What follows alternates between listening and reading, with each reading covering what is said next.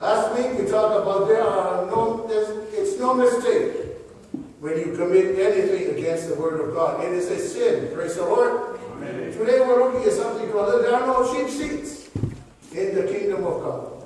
And I hope you understand and know what this is referring to. But if not, well, I will go into that and tell you what this is. Our scripture from today comes from Mark chapter 8, verse 34, all the way to the end, which is verse 38. Praise God. Amen. We are in the season of Lent. We are marching towards Easter. And we know what Easter is. Everybody looks forward to Easter because that's the victory part. But many of us focus on the walk towards Easter. Easter does not happen without Good Friday. Easter does not happen without the cross. Your victory does not come without a struggle. Praise God. Amen. So we need to concentrate on that and focus on that and understand that when the dark times come, it is meant for you to overcome. And there's victory at the other end. Praise God. Amen. Don't start saying, why me? Start whining and complaining and blaming and whatever. But think upon God and ask God, Father, what are you trying to teach me through this? This guy is just bothering me. Are you teaching me patience? Or are you teaching me how to fight? What is it? I pray and hope that you talk to the Lord, and I know the Lord will not tell you to punch him out. He'll probably tell you, be patient. Then takes his mind. Hallelujah. Amen. Mark chapter 8, verse 34 to 38 is our scripture for today. When you have time, go read it. The TOYB at the bottom is the one-year Bible. Page 212 is where you'll find it. How many of you brought your TOYB? It's not a toy B. It's not a toy Bible. It's a one-year Bible. Well, this is what we're talking about. Last month, February, or even in January, people were looking for tickets to go to the Super Bowl. And I've heard that some of them bought into some of these packages and came out, they were scammed. But you'll find when you go to the Super Bowl that the location of the seats determines the amount of money you got to pay. Amen? Amen? And up in the nosebleed section, I know you will find those are the less expensive seats, which mean maybe down to $1,000, maybe below $1,000. And the closer you get to the field, the more expensive the seats are. Amen?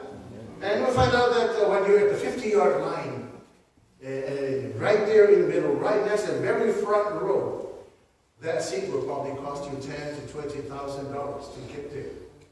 Amen? Which seat do you want to be in? Front row. One that you can afford, right? But that's not what we're talking about today. That's not what we're talking about today. I know everyone wants to be at the 50-yard line watching everything. You don't have to move you except to just turn your head to the other half and turn your head to the other half.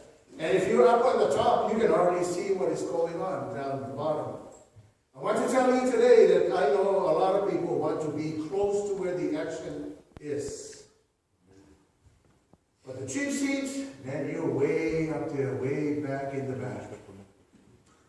I want to tell you today there are no cheap seats when it comes to the things of God. Amen? Amen. If there are a couple of things we know from Christ as we read Mark chapter 8, verse 34 all the way to 38, it is this. Number one, he is honest.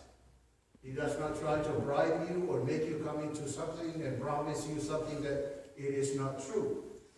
You know, when we want something from somebody, we tend to butter them up. Isn't that how what we do? Oh, you look beautiful today. Do you have $10? Jesus never promised us a rose garden. He never said life will be easy once you come to follow me. Second thing is this. He will never tell you to do something that he himself is not willing to do. Praise God. He's not going to tell you to do something that he himself will not be able to do or prepare to do that. Again, I'd like to remind you that there are no cheap seats when it comes to the kingdom of God. What are you talking about, Pastor? You see, there are people that come into the kingdom of God, and all they want to be is just to be saved. And they usually sit way back in the back. Don't take this personal, Lonnie, you in the back seat. They want to sit as far away from the pastor, or as far away from the front, or as far away from the exit, or as far away from being involved, or as far away from having to do anything in the church. I just want to come to church on Sunday. That's what they want. But Christ is calling us to something different. See, the cheap seats are the Christians who are in Christian name only. But they're not involved in the work of God. We are not called to come to church on Sunday just for the sake of coming to church on Sunday. But we are called to come to church on Sunday so that we can be instructed, encouraged, blessed through His Word, so that we will know what to do Monday, Tuesday, Wednesday, Thursday, Friday, and Saturday. Because those people who sit in the cheap seats, they look great on Sunday. But come Monday, totally different animal altogether. See, there are people who want to say, yes, I love you, Lord. But then they go live the life that they want. I want to tell you today that this is the march towards Easter. But before Easter, there is the cross that we have to endure and go through. Praise God. Amen. It is not just kicking back and sitting back, okay, I'm saved. But there is so much more expected of you than just being in church. Praise God. Yeah. There are no cheap seats. And if you want to get to that really expensive seat, well, that's what we're talking about today. Life in Christ will cost you. Hallelujah. What was that last song that we sang today? Not the last one, but the one before the last. Pick up your cross or something like that. And follow me. But that's what we're talking about today. That's what we're talking about when it comes to this song. And this is the march that we're on. When we look at the big picture, we will see exactly what Mark is trying to tell every one of us. And he puts all of these in there to let you know that we are not marching towards an easy time. But at the same time, Christ is trying to tell us where we stand today and what our condition is. Praise God. Amen. The first miracle that we talk about is the Syrophoenician woman of faith. This woman is a Gentile. She's not part of Israel, yet she dared to come to Jesus Christ to look for a miracle.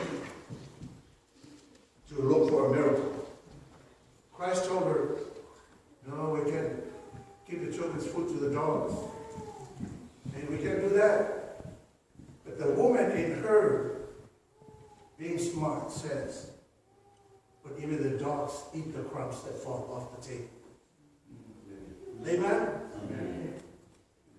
There are people that we look at and we say to ourselves, no, they're not worthy. We don't want to associate with them because they don't believe. But the time will come, people of God, when you are at work, someone will come to you looking for help.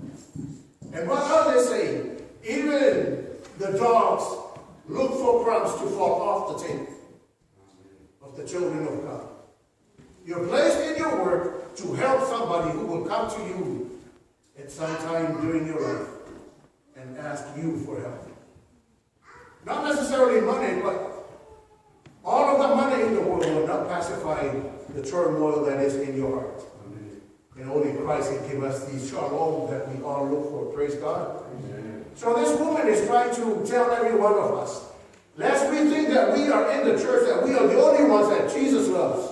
There are people outside that will become looking.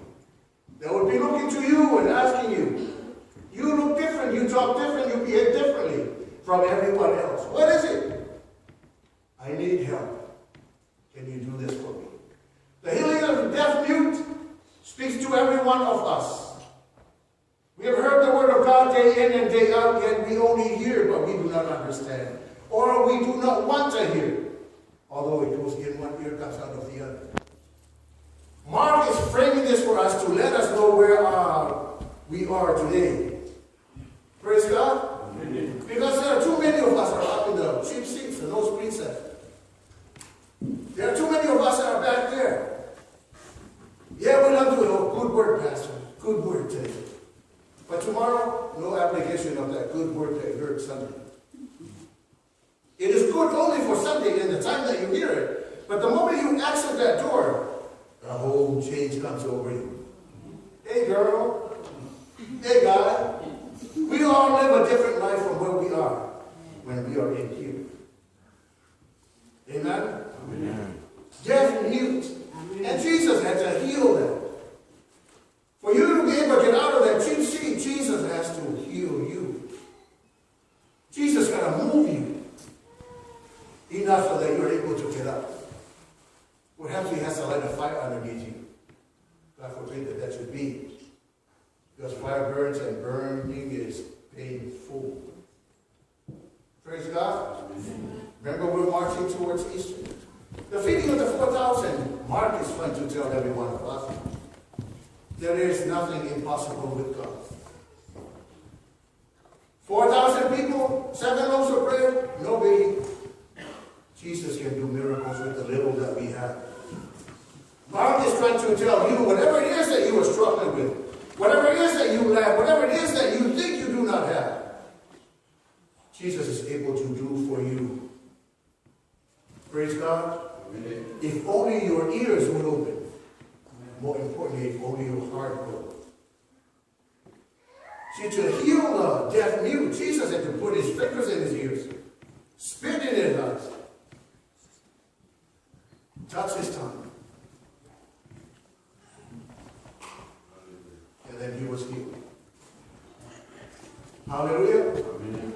He has to do the impossible for every one of us because we do not believe often. The yeast of the Pharisees, there would be people that would discourage you. Try to dump it down for every one of us so that we can accept it. It's too hard. We don't want to do that. There would be people that would discourage you from moving forward, from moving out of that cheap seat and work your way down to the closer place. Praise God. The healing of the blind. This is an interesting story. When you read it, you'll find that Jesus did not heal him outright. He healed him at first, and then he asked the question, what do you see? And the man said, well, I see trees. I see shadows sort of like trees. Before he finally healed him, and then he saw. It tells us that something happened to this man to be able to not see. Otherwise, he would not know what a tree looks like. Even that in itself, Mark is trying to tell us. We may not be able to see clearly now, but the time will come when we will be able to see for sure. That's what 1 Corinthians chapter 13 tells us. Today we do not see the real thing, but the time will come when that will happen. And someone once said that perhaps he's trying to tell us the real thing, when we will be able to see clearly, is the day after Easter. When we will see clearly what Christ is trying to tell every one of us today. Following me is not hard, but it's not impossible. Amen. Praise God. Amen. Although you may not fully understand it now, and if we understand the disciples, they were continuing to doubt him. What are you talking about, Willis? What are you talking about? Christ has been walking with them, doing all these miracles and telling them who he was, yet they continue to doubt. They continue to not be able to see clearly. But it was not until after Easter that they were able to see clearly what Christ was talking about. When he said he must die and on the third day rise again. Praise the Lord. Then, of course, the time will come when Christ will ask you, who do you say that I am? Who do you say that I, the Son of Man, am? And I pray and hope that you'll have an answer for him. Is it sleeping in church? Because you stayed up too late last night?